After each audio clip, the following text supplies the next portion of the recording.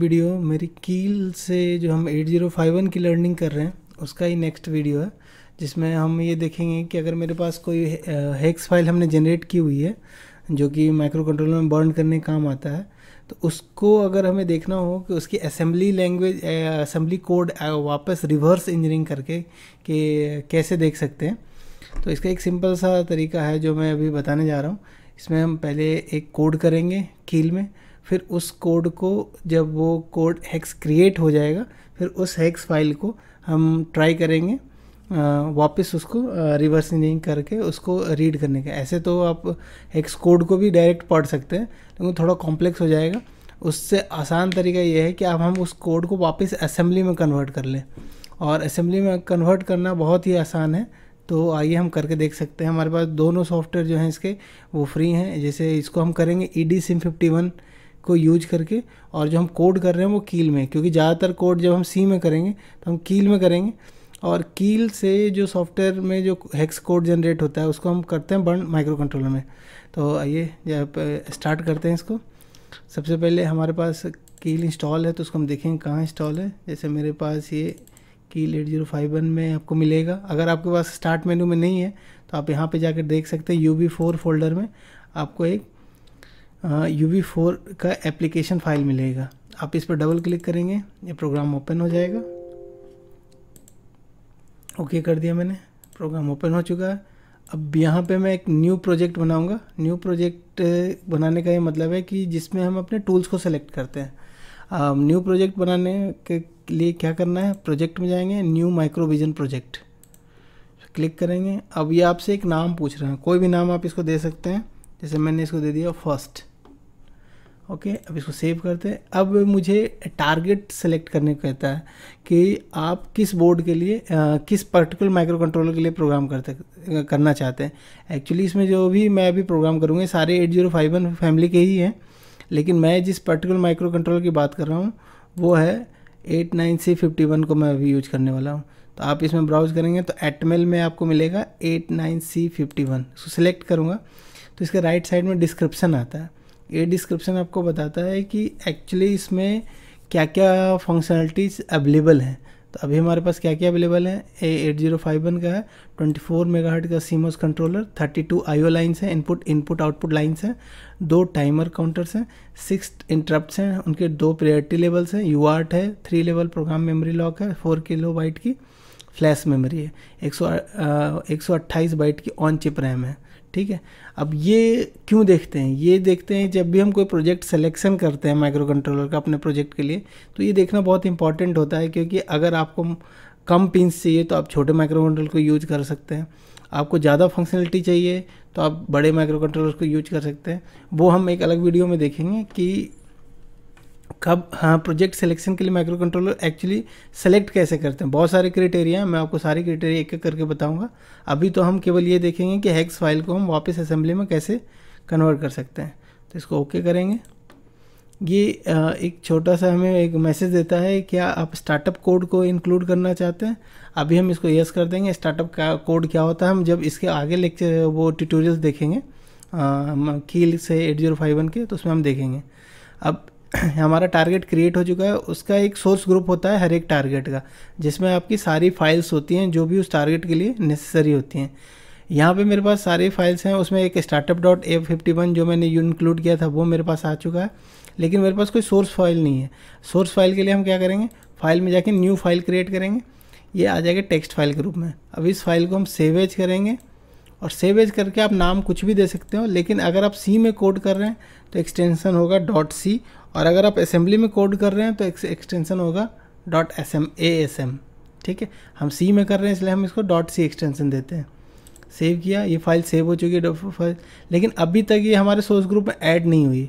अगर हमें इसे अपने सोर्स ग्रुप में ऐड करना है तो हम सोर्स ग्रुप पे जाएंगे, राइट क्लिक करेंगे, और यहाँ पे एक ऑप्शन आता है add files to source group 1, यहाँ पे क्लिक करेंगे। और अब देखिए यहाँ पे वो फाइल हमें दिखा रहा है जिस फोल्डर में मैंने क्रिएट किया था। यहाँ पे अलग अलग तरह की फाइलें हैं, मैंने यहाँ पे .c सोर्स फाइल सेलेक्ट की हुई है, तो ये सी सोर्स फाइल दिखा रहा है। असेंबली करूँगा तो ये नहीं दिखाएगी। ठीक है, अभी हमने .c किया, ये आ गई फाइल, इसको मैंने ऐड किया और उसके बाद क्लोज कर दिया। अब मेरे पास सोर्स फाइल .c आ चुकी है। अब ये फाइल आई है, अब इसको सोर्स फाइल को यूज करने के लिए सबसे पहले हमें अपने माइक्रो कंट्रोलर का हेडर फाइल कॉल करना पड़ता है। हेडर फाइल कॉल करने का तरीका क्या है, आप कहीं भी अपने एडिटर विंडो, इसको एडिटर विंडो बोलते हैं, इसमें राइट क्लिक किया और यहाँ पे आपको ऑप्शन आ जाएगा इंसर्ट इंक्लूड regx51.h। ये हमारी जो माइक्रो कंट्रोलर है उसका हेडर फाइल है, जिसमें सारे उसके डेफिनेशंस दी हुई हैं पिन्स के। अगर आप उन डेफिनेशन को देखना चाहते हैं तो इस पर राइट क्लिक करके ओपन डॉक्यूमेंट करेंगे तो आपको उसके सारे SFR रजिस्टर्स, उसके सारे पोर्ट्स आपको यहाँ डेफिनेशन में मिल जाएंगे। यहाँ पे सारे पोर्ट्स डिफाइन किए हुए हैं। तो आपको अगर आप चाहते हैं कि आप इन पोर्ट्स के नाम को ना यूज करें तो आप डायरेक्ट ये एड्रेस को भी यूज कर सकते हैं। लेकिन अगर हम अपने पूरे प्रोग्राम में इन एड्रेस को यूज करेंगे तो प्रोग्राम की रीडेबिलिटी घट जाएगी और बहुत कॉम्प्लेक्स लगेगा रीड करने में। इसलिए सबको हम डायरेक्ट एक नाम हमने दे दिया और फिर उससे क्या हमें पढ़ने में आसानी होगी। अब सबसे पहले क्या करते हैं, हम स्टैंडर्ड सी लिखते हैं एक, तो उसमें क्या बनाते हैं, एक मेन फंक्शन बनाते हैं। यहाँ पे एक मेन फंक्शन क्रिएट करेंगे, void main, curly braces on करेंगे। अब इसके अंदर हम एक छोटा सा प्रोग्राम ये लिख रहे हैं कि एक फॉर लूप चलाया मैंने, वो फॉर लूप क्या करेगा, 0 से लेकर 7 तक की अलग अलग वैल्यूज को पोर्ट 1 में भेजेगा। तो उसके लिए हम एक फॉर लूप क्रिएट करते हैं, for i equals to 0, i is less than equal to 7, i plus plus, और इसके अंदर में हमने p जो पोर्ट 1 है, ठीक है, p कैपिटल लेते हैं, पोर्ट 1 में हम इसमें वैल्यू भेज देते हैं i की, ठीक है। ये एक छोटा सा कोड है। अब ये कोड अभी हम चल रहा है कि नहीं इसको चेक करना है, तो हम यहाँ पे जाएंगे बिल्ड के लिए। बिल्ड का 2 ऑप्शन है, या तो आप F7 की दबा सकते हैं या फिर यहाँ पे आप इसको करें, ये आपको बिल्ड करेगा। और इसने i को अनडिफाइंड आइडेंटिफायर बताया, क्योंकि मैंने i को डिफाइन नहीं किया। अब i को डिफाइन करने के लिए मैं इसको लिख सकता हूँ इंट i, यहाँ पे i डिफाइन हो गया। अब ये प्रोग्राम 0 एरर 0 वार्निंग के साथ कंपाइल हो गया। अब ये हेक्स फाइल डिफ़ॉल्ट से जनरेट नहीं करता, आपको प्रोजेक्ट में क्या एक सेटिंग करनी पड़ती है। ये है इसका मैजिक पॉइंट। यहाँ से आप टारगेट ऑप्शन को ऑन करेंगे और यहाँ पे आउटपुट में आपको एक ऑप्शन सेलेक्ट करना पड़ता है, क्रिएट हेक्स फाइल। जब तक आप इसको नहीं करोगे हेक्स फाइल क्रिएट नहीं होगी। और ये जो हेक्स 80 के इंटेल 80 हेक्स फॉर्मेट है उसमें ये जनरेट करेगा, इसलिए ये हेक्स 80 लिख रहा है इसको। यहाँ पे मैंने इसको चेक किया, ओके। अब इसको दोबारा से, क्योंकि इस बार इसने हेक्स फाइल जनरेट नहीं किया है, लेकिन अब दोबारा मैं कंपाइल कर इसको बिल्ड करूँगा तो यहाँ पे ये हेक्स फाइल जनरेट कर लेगा इसका। तो मैंने इसको बिल्ड किया, अब ये देखिए यहाँ पे आ गया creating hex file from first. अब मेरी हेक्स फाइल बन चुकी है। अब मुझे उस कोड को अगर मैं सी में डिबग करता हूँ, ठीक है, तो सी ये कील में डिबग करता हूँ, तो कील में डिबग करने के लिए बहुत ही आसान तरीका है। यहाँ पे आप डिबग में जाते हैं, स्टार्ट डिबग।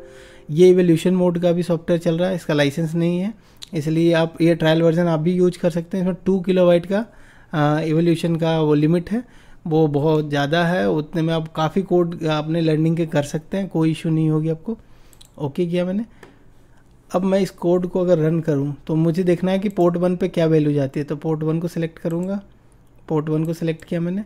इस प्रोग्राम को मैं एक एक स्टेप रन करता हूं, ठीक है। अब देखिए कि सबसे पहले 0 हो गया, फिर अगली बार उसने 1 भेजा, 2 3 4 5 6 7 8 तक ये वैल्यू चली जाएगी, चली गई।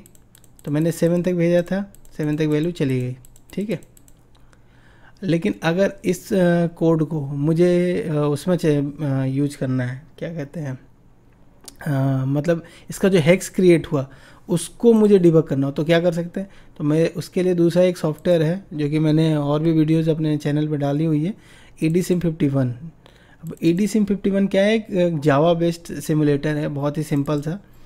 ये क्या करता है कि आप कोई भी असेंबली लेवल का कोड, लैंग्वेज का कोड इसमें लिख सकते हैं और उसको ऑपरेट कर सकते हैं। यहाँ पे कुछ आपके इनपुट आउटपुट सिस्टम अवेलेबल है जो कि नीचे हैं, उन्हीं के ये कनेक्शन दिया हुआ है कि जैसे पोर्ट 0 पे मेरे पास कौन कौन से कनेक्शन अवेलेबल है।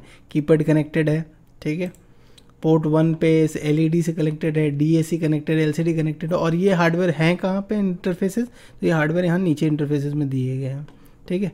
अभी जो हम करके देख रहे हैं, हम क्या कर रहे हैं, एक हेक्स फाइल को ब्राउज करेंगे ताकि वो असेंबली में कन्वर्ट हो जाए, जो कि ये बहुत ही आसानी से कर देता है। उसके लिए सिंपल आपको क्या करना है, लोड, और यहाँ पे देखिए जो मैंने हेक्स क्रिएट किया था वो फर्स्ट हेक्स मेरे उसी फोल्डर में बना हुआ, उसको ओपन किया और ये आपके सामने आ गया उसका असेंबली में कन्वर्जन। मतलब आपने कोई भी सी कोड लिखा है उसको सिंपल सा असेंबली कन्वर्जन आप इस प्रोग्राम के थ्रू कर सकते हैं। अब मैं इसको अगर असेंबल करूँ तो करूँगा, इसने असेंबल कर दिया कोड को, रन करूँगा तो ये रन करना शुरू कर देगा। अब यहाँ पे मैंने अपडेट फ्रिक्वेंसी चेंज नहीं की है, इसलिए यहाँ पे आपको वैल्यू नहीं दिखेगी। अब इसका अपडेट फ्रिक्वेंसी को बदल दोगे आप तो यहाँ पे वैल्यू ये बदलती हुई दिखेगी आपको, ये वैल्यू बार बार बदलती जाएगी। तो अभी चूँकि बहुत तेज़ी से वैल्यू बदलती है, इसलिए आपको कभी बारी बारी से सारी वैल्यू दिखेंगी। और इसी पोर्ट पे कनेक्टेड है ये एलईडी, तो ये इनमें भी आपको वैल्यू दिखेगा 1 2 3 5 4 6 7 तक ये वैल्यूज पास होंगी। ठीक है, तो इस वीडियो में हम इतना ही देखेंगे। अगले वीडियो में मैं कुछ और एलसीडी वगैरह को कैसे प्रोग्राम करता हूँ इसके बारे में आपको बताऊँगा, क्या क्या सावधानियाँ रखनी पड़ती हैं, कैसे इनिशियलाइज करते हैं एलसीडी को। ठीक है, तब तक के लिए थैंक यू। मेरे चैनल को अगर आपको वीडियो अच्छा लगता है तो इसको लाइक कीजिए, सब्सक्राइब कीजिए और प्लीज़ शेयर कीजिए। धन्यवाद।